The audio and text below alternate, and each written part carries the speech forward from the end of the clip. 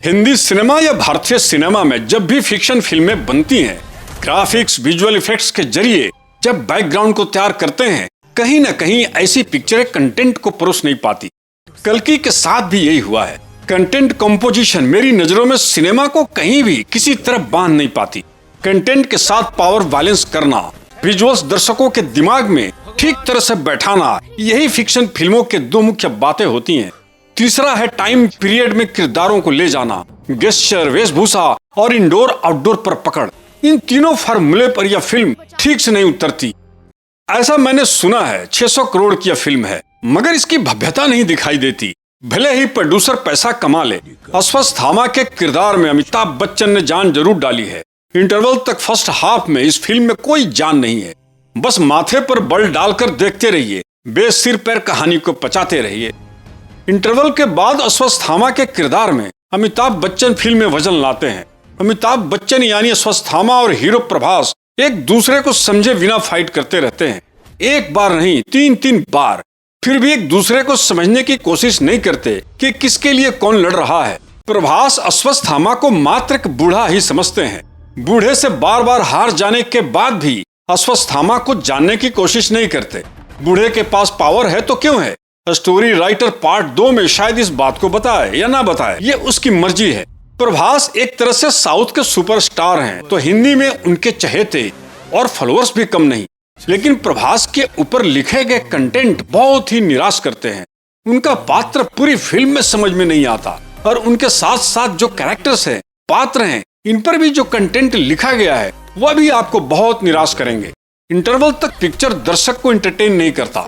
दर्शकों के खोपड़ी में कुछ भी नहीं आएगा। दिमाग पर जोर देने के अलावा भारत में फीमेल्स यानी स्त्रियों के साथ दुर्गति हमेशा रही है, विवश रही हैं। इसमें भी वैसा ही दिखाया गया है।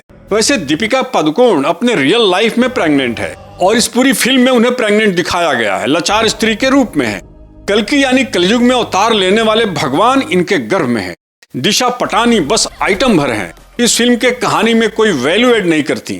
यह फिल्म डिस्टोपियन दुनिया जैसा है। इसका बैकग्राउंड और पूरी फिल्म जहाँ इंसानियत नहीं होती, मुर्दे पड़े कल कारखाने, उजाड़ धरती, गेमिंग प्लॉट पर तैयार बैकग्राउंड, धरती पर ऑक्सीजन नहीं, सूखा बंजर जमीन, भंगार वाली कल पुर्जे से उड़ते तैयार बसें और कहीं रोबोट, कल पुर्जे भंगार से ही तैयार आसमान में आशियाना, लेजर गन, ट्रांसफार्मर से लड़ाई इत्यादि इस फिल्म में आपको देखने को मिलेगा।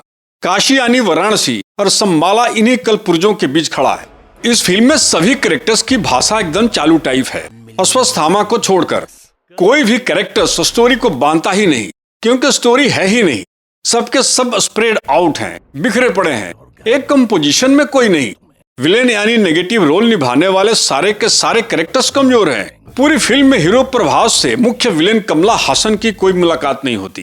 मुलाकात के लिए कल की पार्ट 2 देखना होगा। सारे के सारे विलेन लड़कियों के सीरम की खोज में है, जो बहुत गंदा लगता है। पूरी पिक्चर्स की कहानी को समझने के लिए पार्ट 2 देखना पड़ेगा। पार्ट 2 में भी दर्शकों के साथ डायरेक्टर क्या खेल खेलेगा कहना मुश्किल है। कुल मिला जुला कर यह कहना होगा कि जो भी दिखाया वो फिल्म में आधी कहानी है। हालांकि कुछ लोग कह रहे हैं कि हॉलीवुड जैसी फिल्म है। मेरे हिसाब से यह फिल्म हॉलीवुड के करीब नहीं आती। हालांकि बहुत सारी फिक्शन फिल्मों से लिया गया रेफरेंस है, इसलिए ओरिजिनल भाव पैदा करने में सफल है यह फिल्म। हॉलीवुड की अवतार आपने जरूर देखी होगी। 3D फिल्म के नाम पर यह फिल्म भले ही पैसा कमा लिया था, लेकिन दर्शकों को कोई स्टोरी नहीं मिली थी। हालांकि इसके विजुअल इफेक्ट्स नया था, कैरेक्टर्स नए थे। किसी भी फिल्म से मिलता जुलता कोई इफेक्ट्स या कैरेक्टर्स नहीं थे। कल्कि में ऐसा कुछ नया और अलग नहीं। 2D 3D दोनों में यह फिल्म बनी है, आप देख सकते हैं 2D या 3D में भी। आपको बता दूं कि फिल्म की शुरुआत कैसे होती है। महाभारत का वो दृश्य है, कौरव वंश का नष्ट हो जाना, अश्वत्थामा के प्रिय मित्र कर्ण का मारा जाना। इसी गुस्से में तपते अश्वत्थामा ने कृष्ण पर टूटे हुए बाण से मारने को दौड़ता है। भगवान कृष्ण अश्वत्थामा को दूर फेंकते हैं। कृष्ण अश्वत्थामा के घृणित कृत्य पर उसके जन्मजात माथे के बीचों बीच टिके हुए मणि को निकाल लेते हैं। वह जगह घाव हो जाता है, और कृष्ण कहते हैं, यह तुम्हारी कर्मों की सजा है, तुम्हें नहीं मारूंगा। जाओ, तुम इस धरती पर अमर रहोगे, और तब तक माथे की यह मणि का दर्द तुम्हें टीसता रहेगा। यही तुम्हारी सजा है।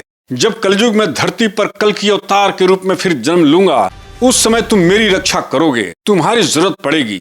अश्वत्थामा के किरदार में अमिताभ बच्चन है। फिल्म कल की यहाँ से शुरू हो जाती है। हालांकि यह कृष्ण और अश्वत्थामा का अधूरा संवाद है। जब अर्जुन की पत्नी उत्तरा के गर्भ पर अश्वत्थामा ब्रह्मास्त्र का प्रयोग करता है, तब कृष्ण गुस्से में मृत्यु दंड नहीं देते। उसका जन्मजात माथे पर टिका हुआ मणि को निकाल लेते हैं और कृष्ण कहते हैं, तुम्हें नहीं मारूंगा, तुम अमर रहोगे। ये मणि का घाव तुम्हें हमेशा जिंदगी भर टींचता रहेगा। इस कष्ट और पीड़ा के साथ कृष्ण अश्वत्थामा को दंड के साथ छोड़ते हैं। इस फिल्म की रेटिंग 5 स्टार्स में से मेरे लिए 3 है। आपके लिए पिक्चर्स देखने के बाद आप पर छोड़ता हूं कि आप इसे कितने स्टार दे पाएंगे। आज इस वीडियो में बस इतना ही। नमस्कार।